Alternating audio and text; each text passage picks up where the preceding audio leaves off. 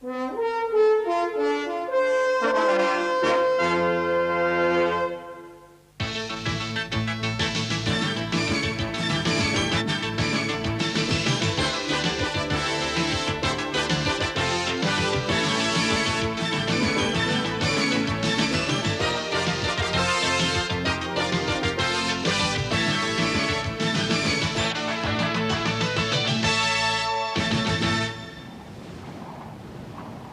family living on this rundown farm in Cornwall are about to be evicted.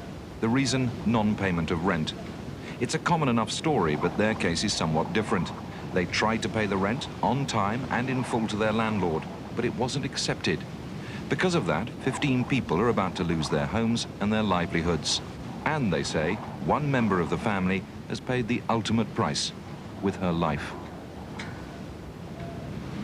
Mary Gill was a deeply disturbed person. Depressed by the breakup of her marriage, she tried to commit suicide a number of times. After 3.5 years in Broadmoor, she was released into the care of her brother, who farms near Newquay. The psychiatrist believed it was the only hope. I don't know that she loved the farm in particular, but she loved the agricultural background.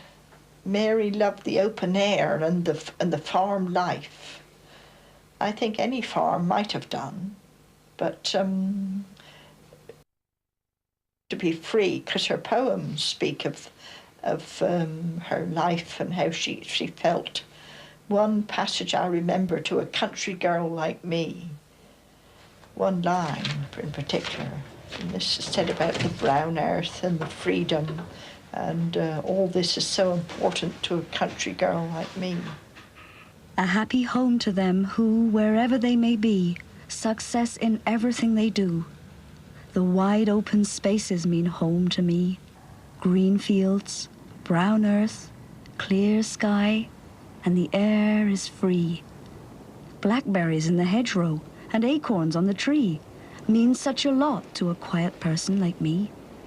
God's creatures surround you in every form. Then you know you have really been born.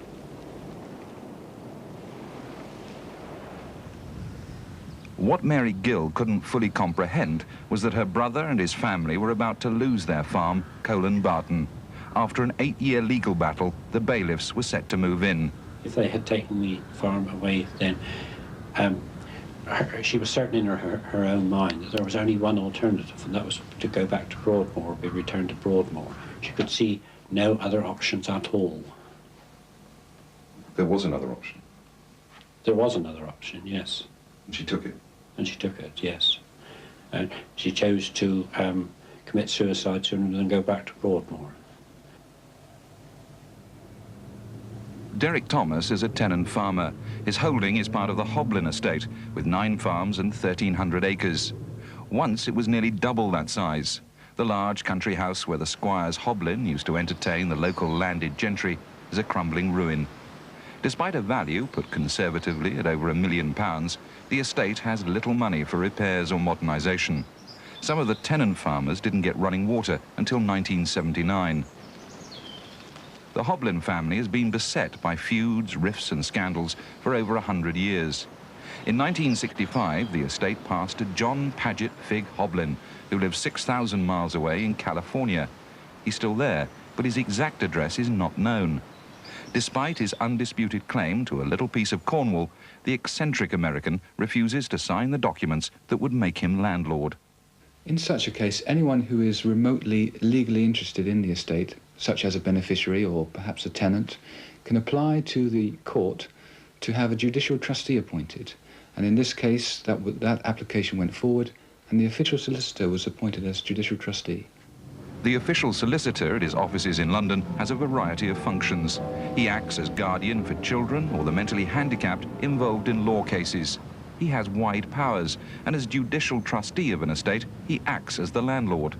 I have to put myself in the place of what one would call a reasonable owner as trustee, and say, would a reasonable owner, if he had the chance to get this farm back into his own hands, to sell it, to farm it, to do what he liked with it, would he not take that opportunity? And because I'm acting for people who, for one reason or another, aren't able to make a decision at the moment, haven't I got to keep that option open for them, at least for a while, so that they can have that choice? Clearly, if no one owns land or no one knows who owns land, it can't just be left there lying idle. So the court will appoint someone to make the best of it, to run it to the best of their ability, until such times it's handed over to its proper owner. Into this bizarre situation with a landlord in California who didn't want to be a landlord came the Thomas family in 1969. Colan Barton had not been farmed for 10 years. The Thomases had owned a small dairy unit in Cornwall, but what they were taking on was 5 times bigger. 330 acres of cereals, potatoes and grassland. Mr. Thomas also started to stock it with sheep and bullocks. An estate agent would highlight the Grade 2 listed farmhouse, but to say it was in need of modernisation was an understatement. There were other cottages at Colan Barton, but they too were in bad need of repair. In fact, many people thought that Derek and Anne Thomas were mad to take on a farm that had become so run down. But they saw it as a challenge. The property was derelict. The water was coming through the roof, running down the stairs and out the back door. The fields had gorse in them, at least 3 inches across. Brambles, the brambles around the farm buildings were as high as the buildings. The ministry are about to declare it waste ground under the appropriate act of that time, because it was in such a state. Your children grew up here? Oh yes, they did, yes. They had a very happy time here. We had a lovely time.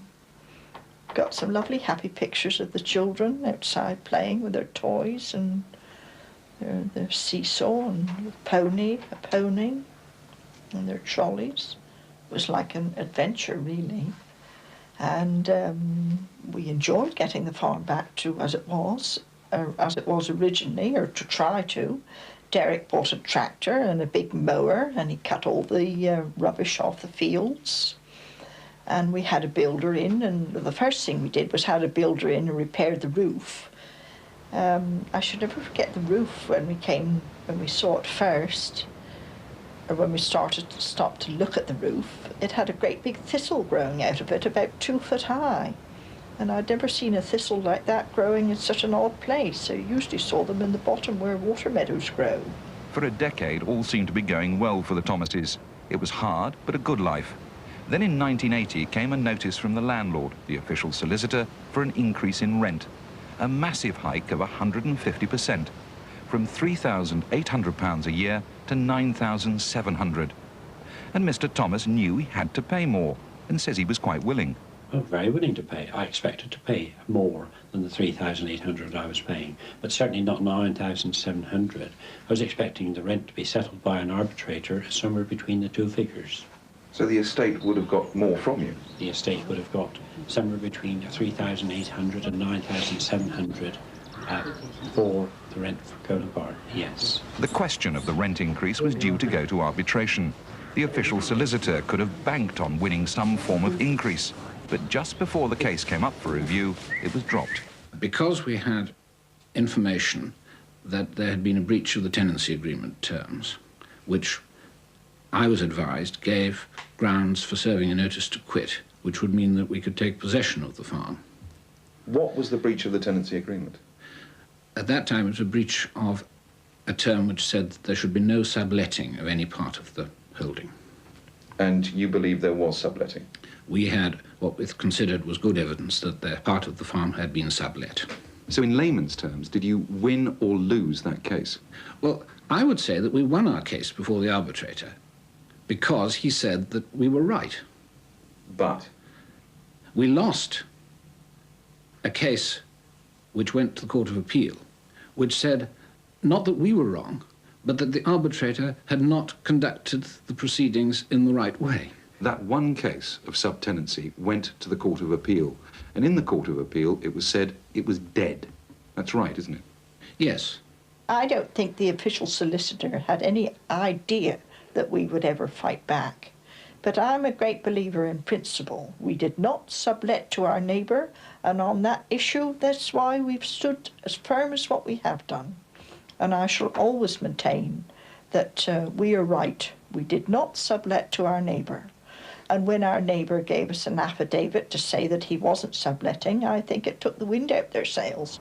But Mr. and Mrs. Thomas were about to find out that the official solicitor was quite capable of changing tack. At this time, there was a deep sense of foreboding at Colan Barton, a feeling that just around the corner was another attempt to get the Thomases off the property. It's the duty of a trustee, who of course doesn't own the estate, who has to manage it on best business principles, to take the opportunity, if he's allowed to get land back into his own hands for the benefit of his beneficiaries. What I don't understand is why this landlord, who is after all, if you like, an institutional landlord, why he has pursued a legal technicality over many years, spending an awful lot of money, to arrive at the day in which he will have vacant possession of the farm. I don't understand why he's done that, because it's not as though he had a personal axe to grind against his tenant. It seems to me that they got locked into a course of action and no one could pull them out of it. Right at the height of the litigation over the subletting, the official solicitor and his advisors dropped their bombshell, a notice to quit. Not for subletting, but for rent arrears. 2 cheques sent by Mr. Thomas to his landlord were never sent to the bank for payment. The official solicitor maintains that had he cashed the cheques, his other court actions in pursuit of vacant possession would have been jeopardised. As far as I was concerned, on the 17th of October, I sent him a cheque. In February 81, I sent him a cheque. The rent was paid. But they say you didn't.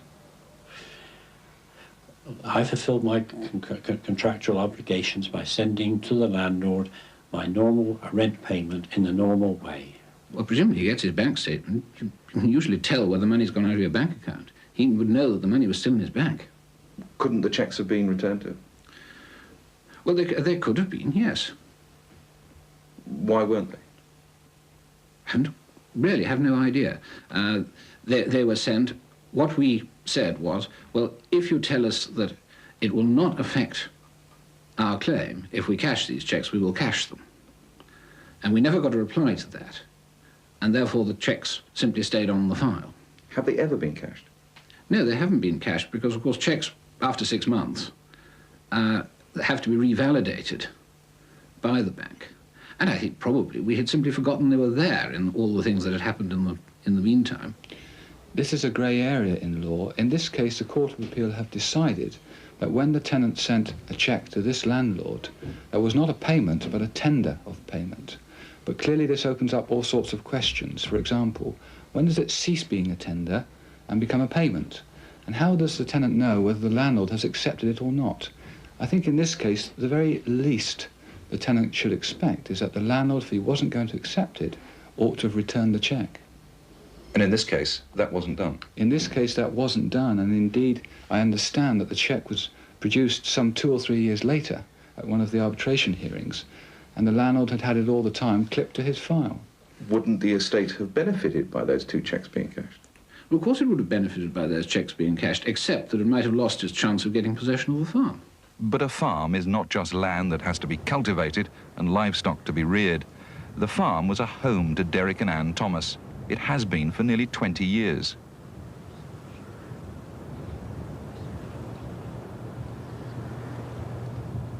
I have spent so much time here. I have cultivated this ground and returned it from gorse and brambles as it was in 1969 to the state that it is now.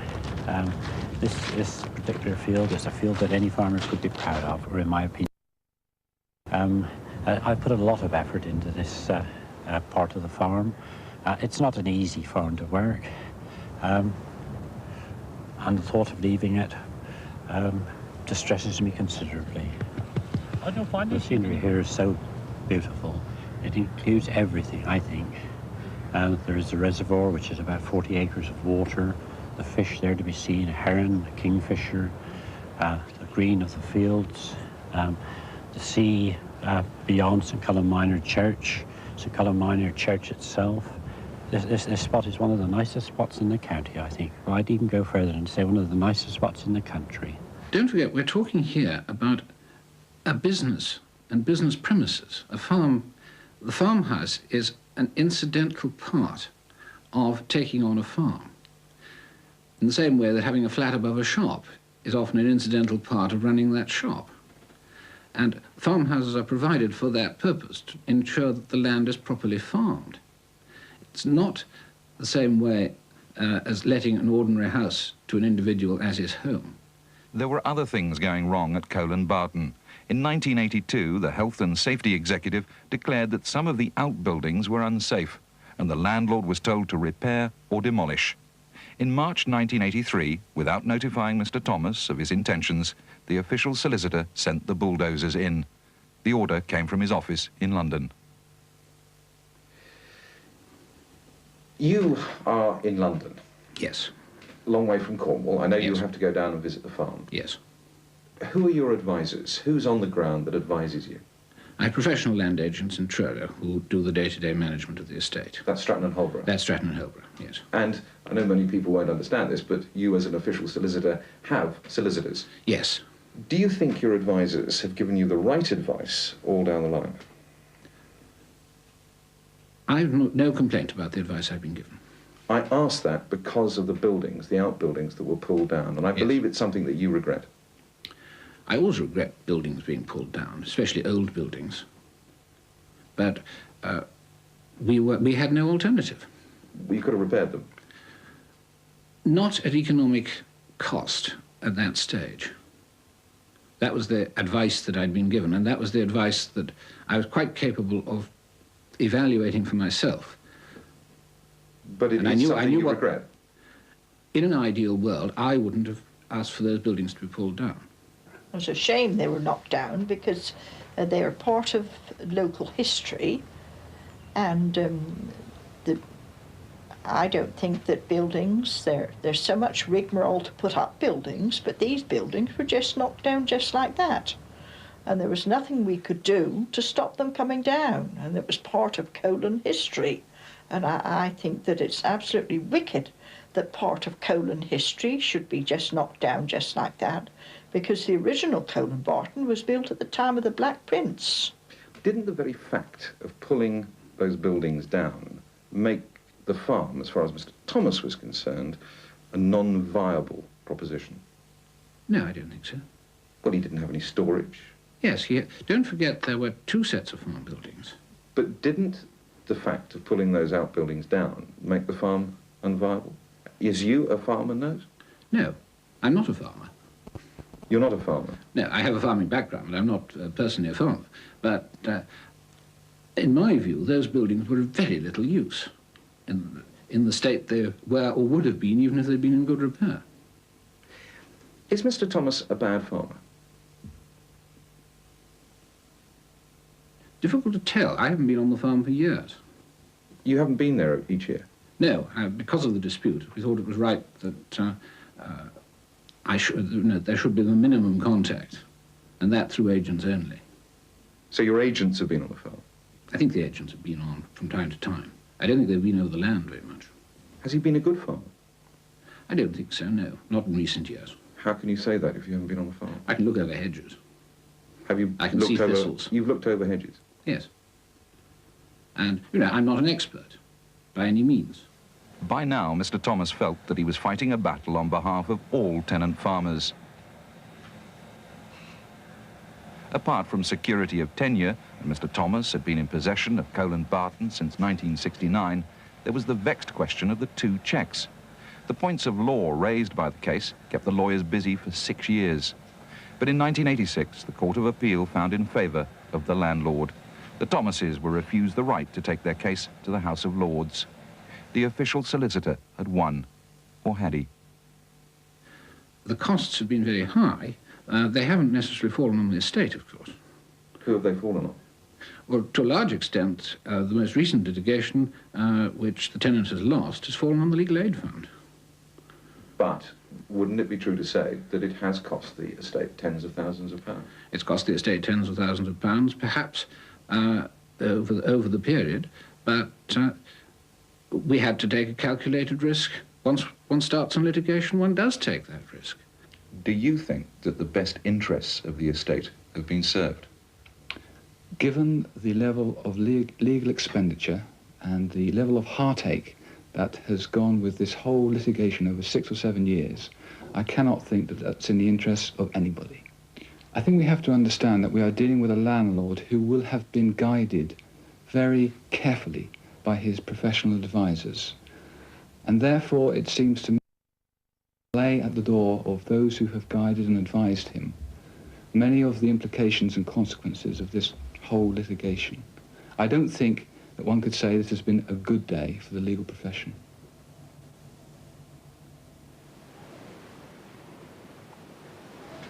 Derek Thomas has tried other legal processes to stay on the farm, more in hope than in belief that he'll win. A reprieve of 2 years is all he got. When his mentally disturbed sister, Mary Gill, came to him in July, he tried one more play for time. He appealed to the official solicitor on compassionate grounds to stay at Colan Barton. In a letter that arrived a few days before her death, the official solicitor turned him down. This letter was left open for anyone to see, and I know that she had referred to it and was most concerned to know what was going to happen to her in the future. What happened? After reading the, not only 2 days after the letter came, she committed suicide. I was outside helping someone to load an implement. We heard a noise come from indoors.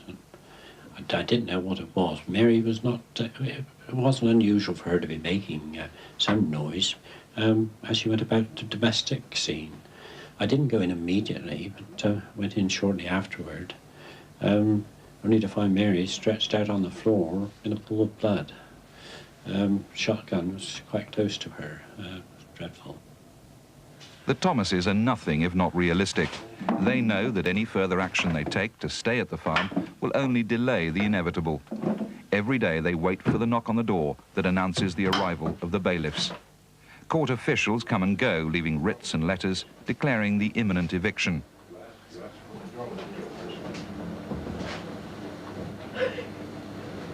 Even 2 teenagers in need of sheltered accommodation and at the farm with the blessing of Cornwall Social Services have had their brush with officialdom. They too have had notices to quit. One of them has said that Colan Barton and the Thomases have provided a lifeline. Apart from Derek and Anne, a lot of people are going to be affected when the farm is padlocked against them. It will involve in all 15 people. There will be my son, his wife, their 2 children,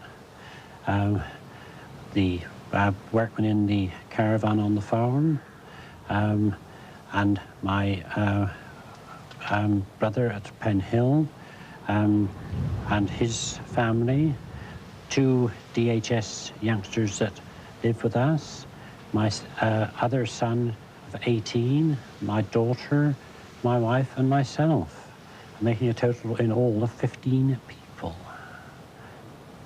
What will happen? Will the family just disperse? At this moment in time, we do not know what will happen to the family. That is a problem which the family will have to cope with when the bailiffs arrive. That we should have to go because we've never done anybody any harm. It seems to me just cruel on the part of the officials. We rescued the farm. We rescued the farm from being derelict, and we repaired the house, and we've loved living here. And I say that we've tried to live within the community and help the community out and do our bit. And I feel that I don't understand why it's happening.